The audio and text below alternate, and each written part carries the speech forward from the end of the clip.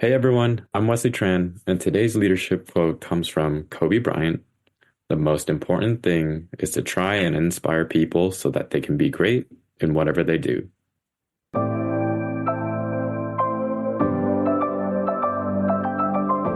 The Leader Assistant podcast exists to encourage and challenge assistants to become confident, game-changing leader assistants.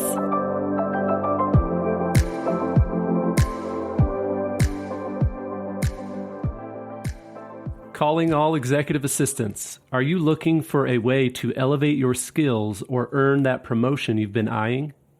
Nova Chief of Staff's online certification course provides you with the knowledge and confidence you need to stand out on the job.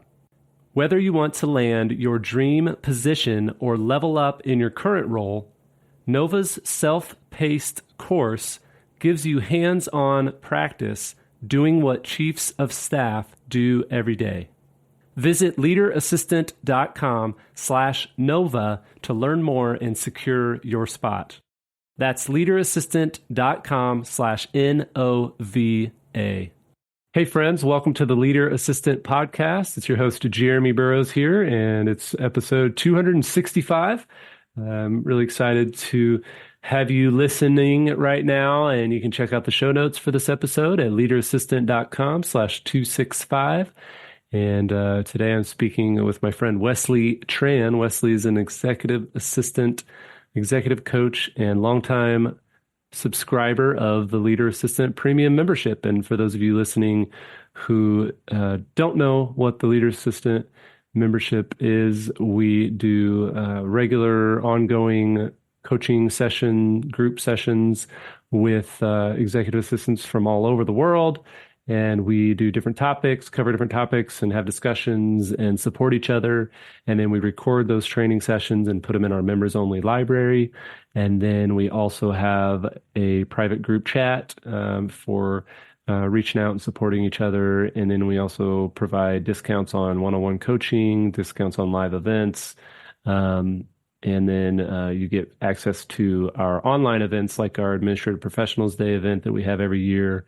And we do an AI event online.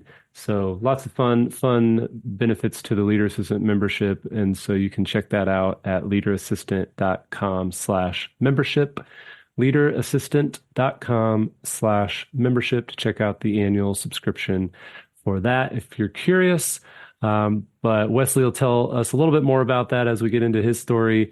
But first of all, Wesley, thank you so much for joining, and tell us where you are at in the world. Hey everyone, happy to be here on this podcast, and I am talking from San Jose, California.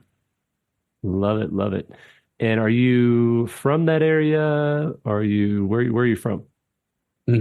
So I was born and raised in San Jose, spent the first 18 years of my life there, and then I went to college called Point Loma Nazarene University down in San Diego, lived there for about 5 years, and then moved back to the Bay Area, and I'm currently based here since then. Sweet. And let's just jump right into, well, actually, before we get into your professional career, what do you like to do in your free time? Yeah, so I like to say I pick up a lot of hobbies. And so something I picked up last year has been social dancing, Oh, learning West Coast swing, salsa, and bachata. But I have so many. I do yoga, boulder, surfing, basketball, a lot of athletic activities. And it's just a way for me to socialize with people. I'm quite a social athlete in that way. nice, nice. And on the dancing side, was that a social thing, or do you enjoy dancing? Did you have to kind of push yourself outside of your comfort zone to get into the dancing part? Yeah, so I was invited by a friend initially, and I just was not confident in what I was doing. I was like, oh man, I just don't know the steps.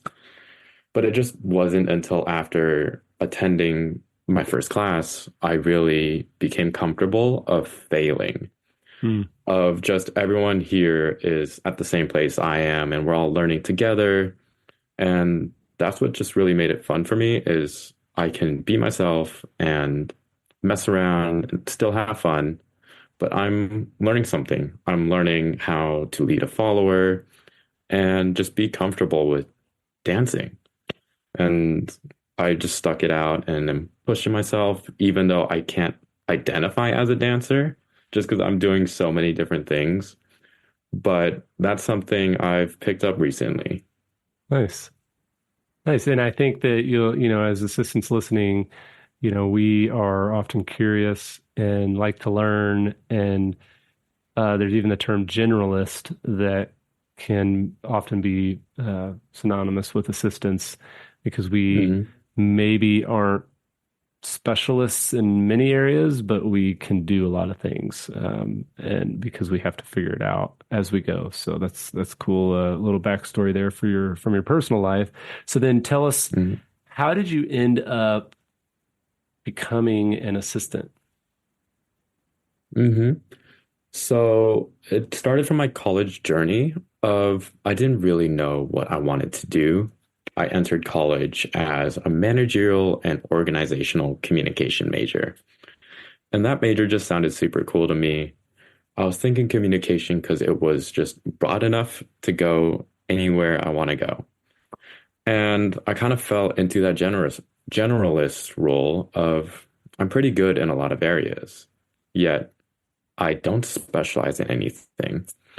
And so even just through the classes I took, there were just so many different classes of communication, business, and it was a liberal arts university too, so so many different courses on top of that. And I was just bombarded with decision fatigue of not knowing what I wanted to do. And so by the time I graduated, I was just trying to get a job, to stay in San Diego.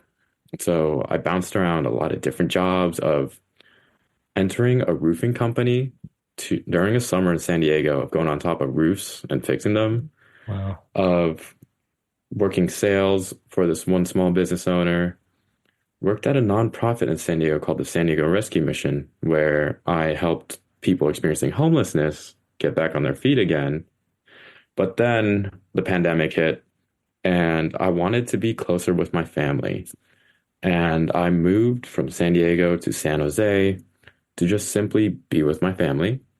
My parents were hitting the age of retirement, and I'm the oldest of four children. So I wanted to be there for my younger siblings when they became adults, especially because I had such life experience in me now to be able to guide them and teach them all the mistakes and what I've done well. So I quit my job in San Diego Rescue Mission, moved back to the Bay Area. I had to look for a job. Mhm. And for the first few months, I was struggling. It was hard. I didn't know what to do because I've worked so many different jobs in the past that I hired a resume writer to really compile everything I had together. So I picked an administrative assistant position. I chose it because it seemed broad and general enough for me. And I felt like if I can get my foot in the door of a company, I can work my way up and succeed from there. And so this resume writer tailored my resume just the best way to describe myself towards an administrative assistant position. And I applied through LinkedIn and got a role at my current workplace, which is Nova Measuring Instruments. And so Nova Measuring Instruments is a leading provider for advanced process control for semiconductor companies. So that's a lot, but we supply wafer fab equipment. So that's how I got my position as an administrative assistant at Nova. So when I was first hired, I was thinking to myself, man, what is an assistant? What do I do? Like it was a receptionist position, but I wanted to be more than that. So I went to Amazon to look for assistant books. And one of the top search results was the leader assistant. Hmm. So I purchased it. And the leader assistant book for me was such a great guide as someone stepping into that world for the first time of here is a framework of how to really be a proactive assistant. And within that book too, Jeremy laid out really great examples of what a not leader assistant look like Mhm. compared to what a leader assistant can be like. And so that was really empowering to see that I can be proactive, I can solve problems before they arise, and just really be a leader because sometimes the word assistant means you're under someone. But I really think that's kind of where my purpose comes in. And it took me a while to figure out, but I'm really here placed on this earth to empower people. And Mhm. that's where I felt like this role thrived. So that was a long explanation of how I finally put my foot through that door. Started way back in college of just not knowing what I wanted to do and coming into an administrative assistant role. Nice. Awesome. So yeah, so you found my book. We connected, trying to remember, I know you went to one or two of my events in the area in San Jose, San Francisco area. You Hmm. became a premium subscriber, um, a few years ago, and we started doing some one-on-one coaching. Honestly, I can't remember when we started. Um, but you reached out wanting, I guess one of the things I want to say is, Wesley, like to everyone listening, there's a certain skill set that isn't very common these days, it seems, but it's this idea that there's always something that I can learn. You know, there's always something that I can take away from a situation or from an experience or from another person that can help me be a better assistant, be a better person, be a better employee, be a better friend, etc.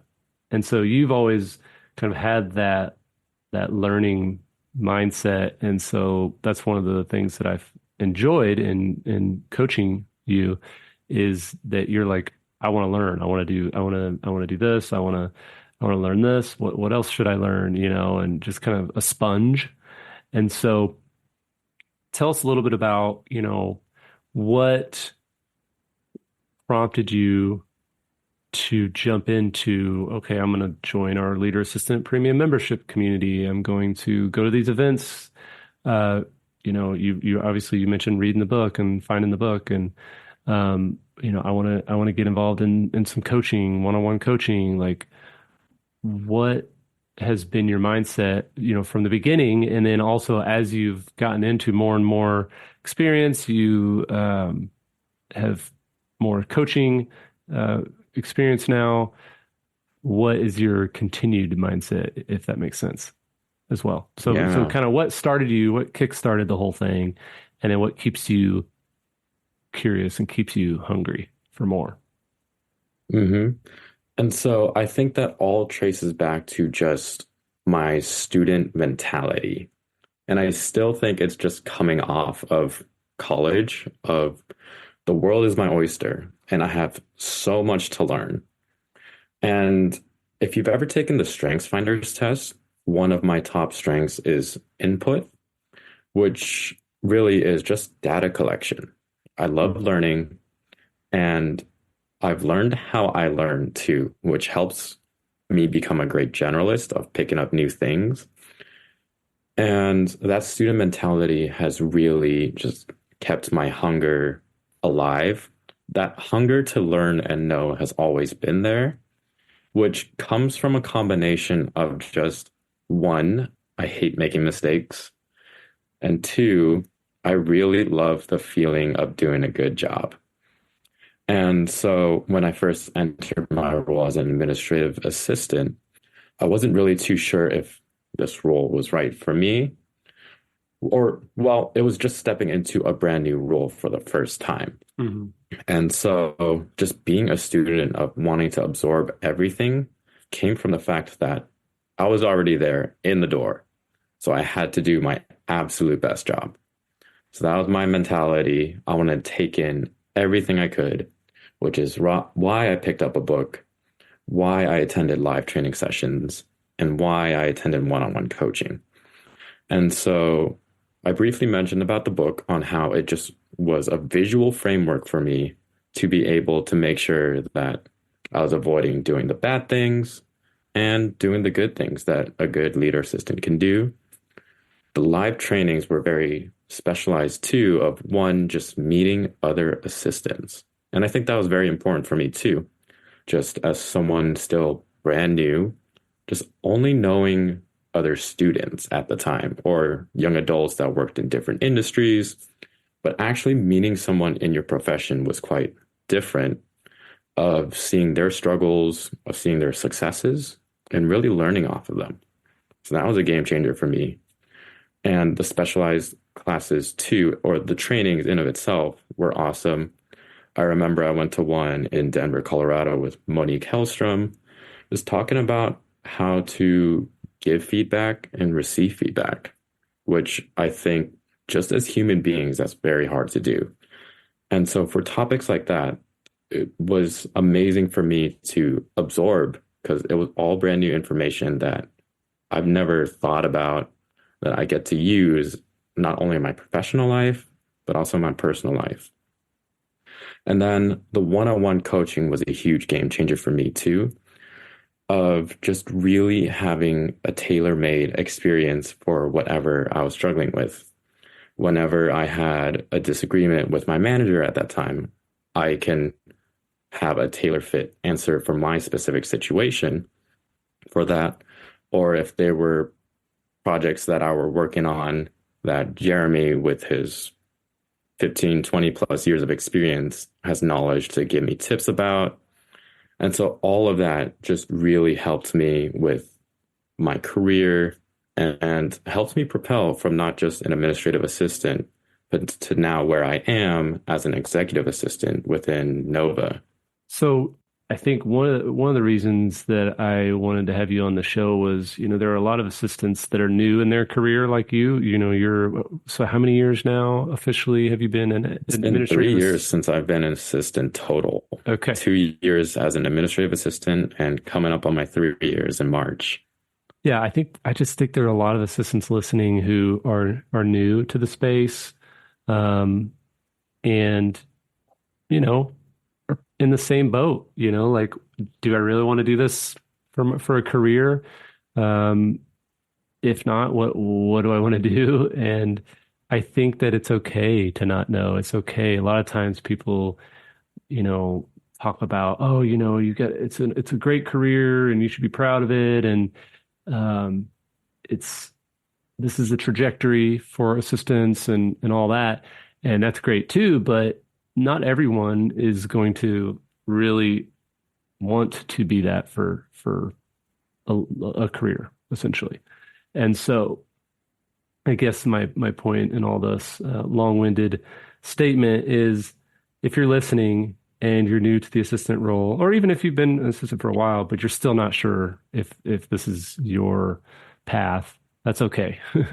Stay curious, keep trying out different things, learn more about different departments and divisions and in your organization, in your company, and really just test out the waters and do good work while you're like Wesley. One thing I appreciate is you are, even though if you're not 100% sure that you're like, hey, I want to be an assistant for a long, long time, you're not skimping out. Like, you're working really hard and you're doing excellent work and you're learning and you're growing and you're just crushing it in your role. And so anyway, that it's okay to wonder, it's okay to wrestle with, is this for me? Is this not for me? And maybe in a few years, Wesley, we're hopping on the podcast again and you're talking about how now you're leading a team of assistants and you actually want to do this forever. Maybe you're an executive coach and you're not even an assistant anymore. It's okay to be in process and trying to figure it out. And I liked what you said earlier about how, you're coming out of college, you're in this like learning mindset, and always be learning. Yeah, thank you, Jeremy. And I think if I how to give advice to new assistants as well is still just having that student mentality of taking everything in all that you can, because you're in a great spot. Even as an administrative assistant for me, I was learning from so many different departments. Like the software team really wanted to bring me along and just learn from them. They reached out to me first. And I reached out to the project management team to learn more about project management. And so even if you're confused, you're in such a great place to be that sponge to learn from so many different departments. And now, as an executive assistant, I really get that seat on the table. I get to learn from so many different departments and see the high level overview of everything that's going on. Hmm. And even though I'm not satisfied with where I want to go, I'm still content with where I am. I love what I do.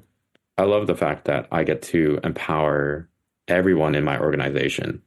And I humbly say that when people come up to me, they always ask me a question and I can give them a really great answer right off the bat. And so I love where I am. For a new assistant, you're in such a great spot to learn. Doesn't even have to be the administrative route. You can learn from anywhere, but if you want to stick with the administrative route, that's also such a great option too.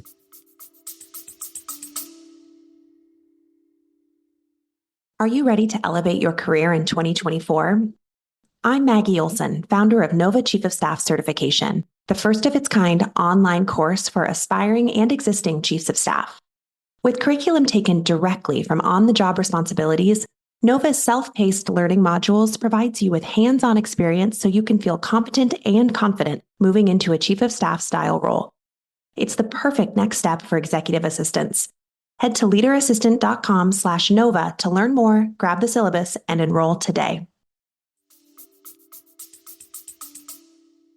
Yeah, well said. What's maybe one thing that you wish you would have done differently when you jumped into the assistant role? I know you're a few years in, but what's something that, you know what, if I could go back 3 years and start over, I would have done this differently? Humbly, I say I did a lot of things correctly. I was just so empowered by all the resources that I had of an actual book of how to do a good job, Right. of a community of people like sharing their mistakes and their successes, and just one-on-one coaching that I'm just reflecting back on my 3 years of being an assistant. I just killed it. And I say this with such confidence that I can't think of any regret that I have. I know I've made some mistakes, but I don't regret those mistakes. I've learned from them. Mm-hmm. And I just say this humbly that I felt so empowered and that I have no regrets. Yeah. Well, I think that, that's a good point in the sense of you weren't going in blind because you were soaking up all these resources and you had a community to, hold your hand, if you will, to guide you through it. And you had a coach and, it's been an honor, being your coach for the last couple of years. And, it's fun to see you grow and try things and explore. Okay, so I do have to ask this question because you're a male assistant and I'm a Mhm. male assistant, and most assistants in the world, I think 94 to 96% of assistants in the world are not male. Um, they're women are primarily in this role. And so has there been any interesting interactions? Has there been any odd dynamics? Has there been any email exchanges, awkward email exchanges, anything like that that's happened? What's it been like? Even when you were going to these trainings, like you're going to these live events that we had hosted, and the only guy there was me, Mhm. what's been your experience being a male assistant in a female dominated role? Yeah. So most of the reactions that I've received was, "Oh, you're a guy assistant." And I'm like, "Yeah." And then that's just kind of that. No one Uh-huh. really lingers on that fact.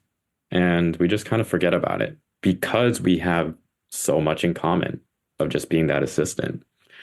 And it's kind of interesting too, because I am in the tech industry.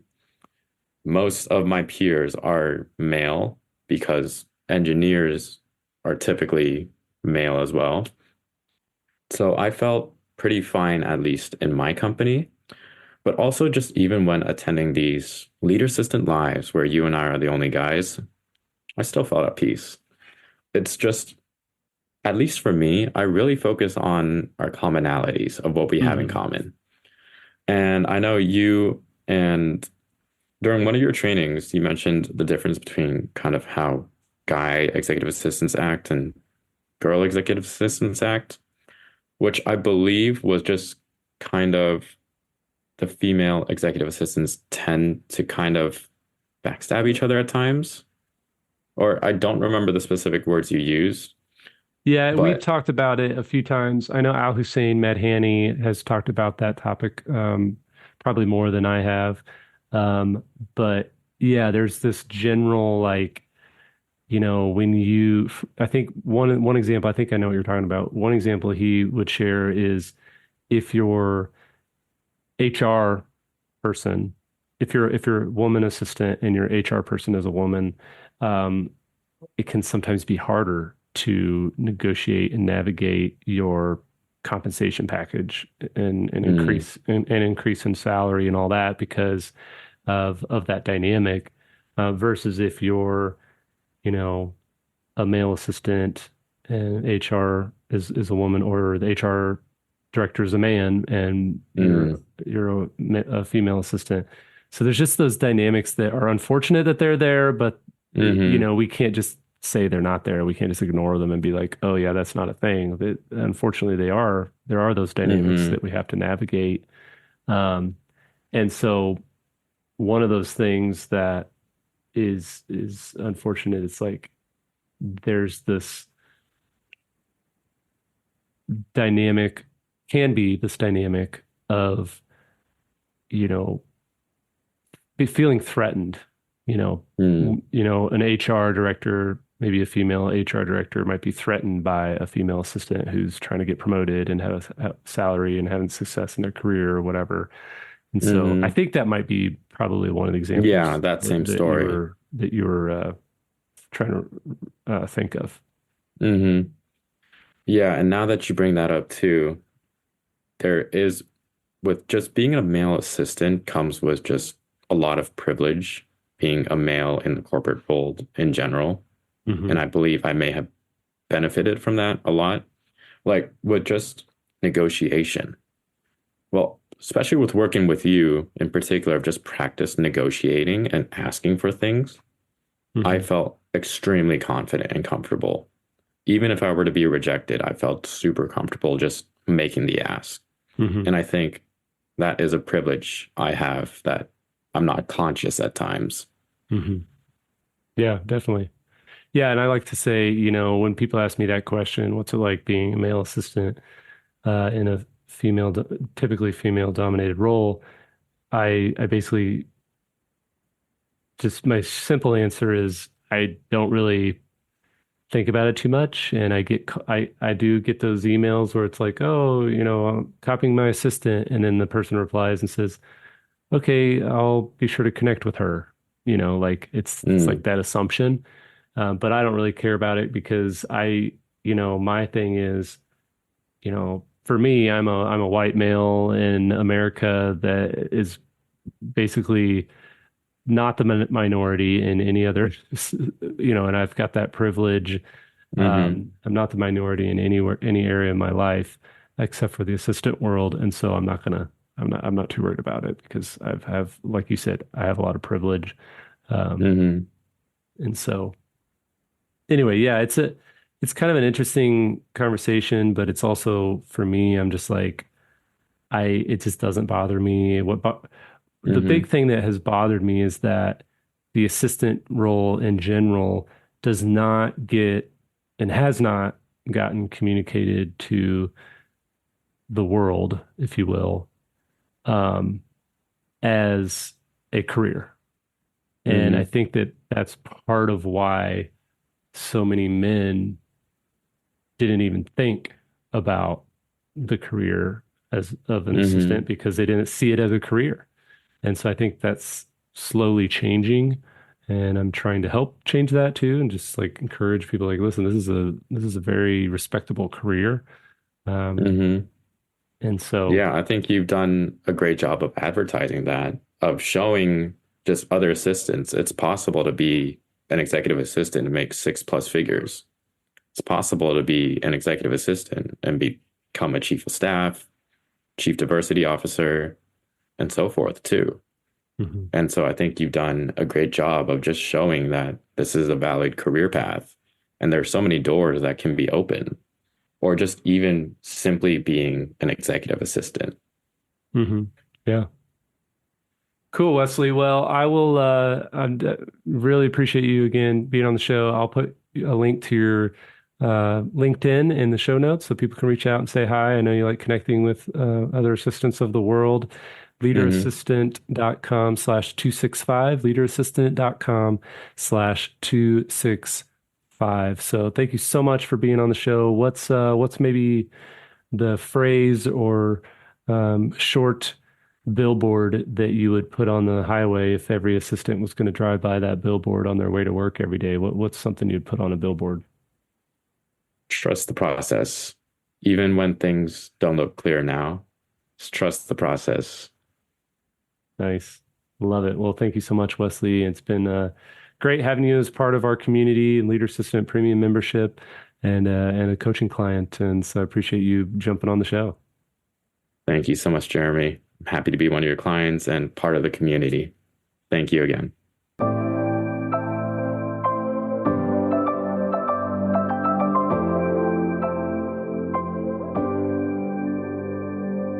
Please review on Apple Podcasts.